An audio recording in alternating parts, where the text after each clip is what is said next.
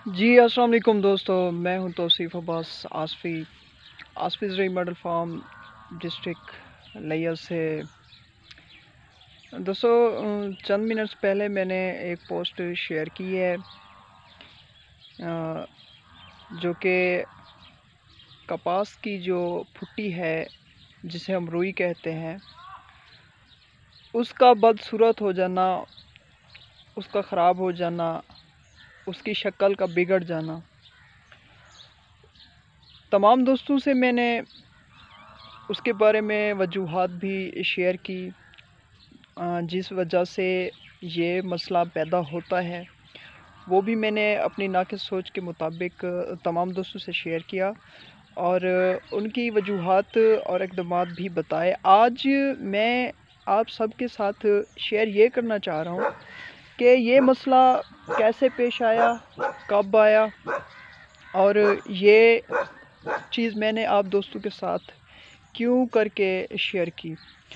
बहरहाल गर्मी भी बहुत है, लेकिन क्या है कि आप दोस्तों के साथ मोहब्बत है, ख़ुलूस है और काइंडली मुझे सपोर्ट करें या ना करें, लेकिन तमाम दोस्तों से मेरी ये रिक्वेस्ट है कि आप इस पोस्ट को बड़ी तवज्जो की ज़रूरत होगी। आप इसको तवज्जो से पढ़ें, समझें और काइंडली इन तमाम चीज़ों पर अमल करें, गौर करें।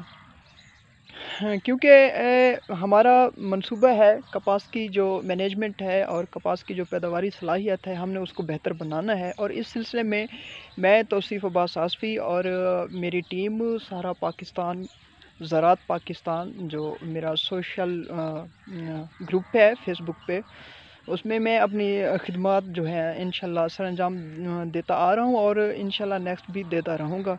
बहरहाल इस सिलसिले में मैं आपको अपने मकसद की तरफ लेके चलता हूँ, जो कि मसला है कि जी रेड कॉटन बिग और जो है डिस्टी कॉटन बिग्स की वजह से ये जो कीड़े हैं, इन कीड़े की वजह से जो रुई है, जो फुट्टी है, वो दागदार कैसे हो जाती है और उसकी वजूहात क्या हैं, वो मैं आपके साथ शेयर कर रहा हूँ। काइंडली वीडियो को गौर से देखिएगा और पोस्ट को भी गौर से पढ़िएगा। जी, ये दोस्तों आप देख सकते हैं, ये टिंडे की ओपनिंग हो रही है और ओपनिंग के बाद हमें ये पता चला है हमारी ऑब्ज़र्वेशन के बाद, ये चीज़ मुझे जो है बाद में सामने आई है कि ये रुई आपके सामने है, रुई दागदार क्यों हो गई, बदरंग कैसे हो गई। ये चीज़ बाद में जब ओपनिंग हुई तो ये चीज़ हमें वाज़ेह हुई कि जी रुई बद रंग कैसे हो गई है। ठीक है जी, ये एक टिंडा है और इसकी एक ओपनिंग के बाद ये रिज़ल्ट है। उसके बाद जी ये देखें, ये है दूसरा टिंडा और आप बगौर देख सकते हैं, ये देखें कि ये रुई कैसे बदरंग हो गई है और इसकी जो है शक्ल जो है फुट्टी की, रुई की, वो बिल्कुल जो एक सेहतमंद फसल की फुट्टी होती है, रुई होती है, उससे मुशाबत नहीं रखती। ठीक है जी, इसकी वजूहात मैंने जो है इसकी वजूहात जो हैं वो पोस्ट में भी शेयर कर दी हैं और आपको लाइव भी मेरी कोशिश है कि मैं लाइव भी आपको जो है लाइव दिखा दूं।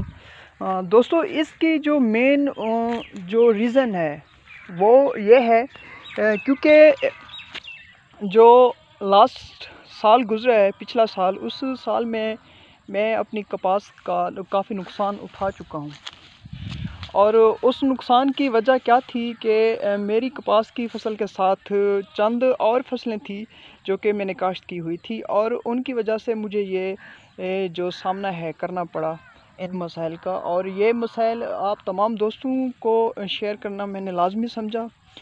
इनमें जो चीज़ें नुकसान का बायस बनी वो हैं मेज़बान फसलात, यानी कि जो खुराकी फसलात हैं जो इन कीड़ों को खुराक मुहैया करती हैं। वो क्या हैं, ये आप देख सकते हैं। ये भिंडी है। ये भिंडी, ये इस साल मैंने चंद एक पौधे लगाए हैं कपास के, और उसको मैंने जो है बिल्कुल क्लियर करने के लिए अपने इस डाउट को, 1 साल के बाद मेरा ये शक जो है वो क्लियर हुआ, और क्लियर होने के बाद मैंने आप तमाम दोस्तों के साथ ये शेयर करना बहुत ही अहम समझा। तो मेरी जो लास्ट ईयर जो काटन की फसल थी उसमें यही मसाइल आए थे, लेकिन उस वक्त थोड़ा मैं डबल माइंड था। डबल माइंड होने की वजह से मैंने फिर इस साल जो है चंद दाने जो हैं कपास के बीज के मैंने लगाए। और कहाँ पे लगाए ये आप देख सकते हैं, जहाँ पे मैं ये खड़ा हुआ हूँ। ये देखें, ये है भिंडी, ठीक है जी। ये रही तूरी, भिंडी, तूरी, और इसमें साथ साथ लगा हुआ है जी ये टमाटर। ये भिंडी लगी हुई है जी, ये तूरी। तो जैसे कि मैंने पोस्ट में शेयर कर दिया है कि अगर इस मसले से बचना है तो काइंडली आप कोशिश कीजिए अपनी कपास की फसल के साथ दूसरी कोई भी ऐसी फसल काश्त ना करें जो कि इन कीड़ों की मेज़बान बनती है, इनकी खुराक की वजह बनती है।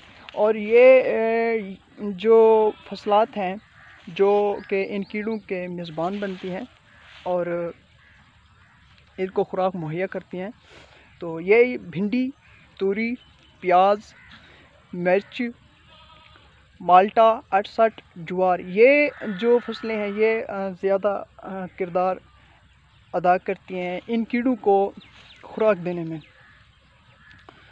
तो लिहाजा एक बार फिर मैं आपको उसकी ऑब्ज़र्वेशन करा देता हूँ कि जी वो किस वजह से बदबूदार हैं और कैसे बदबूदार हो चुके हैं। जो जबकि रोई को रेशादार होना चाहिए था और बिल्कुल साफ़ रंग की होनी चाहिए थी रोई, लेकिन ये मसला मैंने चंद दानों के तजर्बात पे मैंने ये डिपेंड किया और उसके साथ मैंने इसको क्लियर किया है।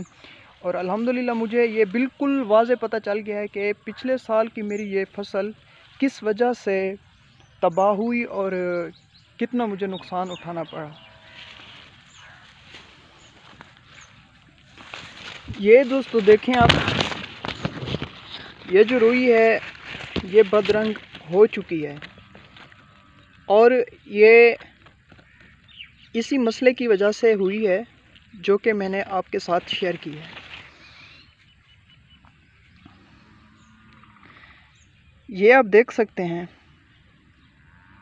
गौर से देखिए कि कितना रोई जो है फुटी है वो बद रंग हो गई है। इसका कलर बिल्कुल सेहतमंद रुई, सेहतमंद फुटी के साथ बिल्कुल मैच नहीं करता। इसकी वजूहात मैंने आपको बता दी हैं वाज़े और मैंने पोस्ट में भी शेयर कर दी हैं। काइंडली मेरी तमाम दोस्तों से रिक्वेस्ट है कि इस मसले पे संजीदगी का इजहार करें,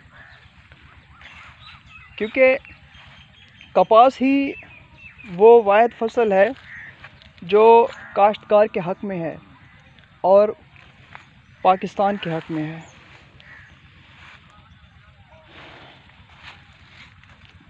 ये चंद एक पौधे मैंने लगाए हैं कपास के और इस मसले को क्लियर करने के लिए, इस मसले को जो है वाज़े करने के लिए मैंने ये लगाए थे।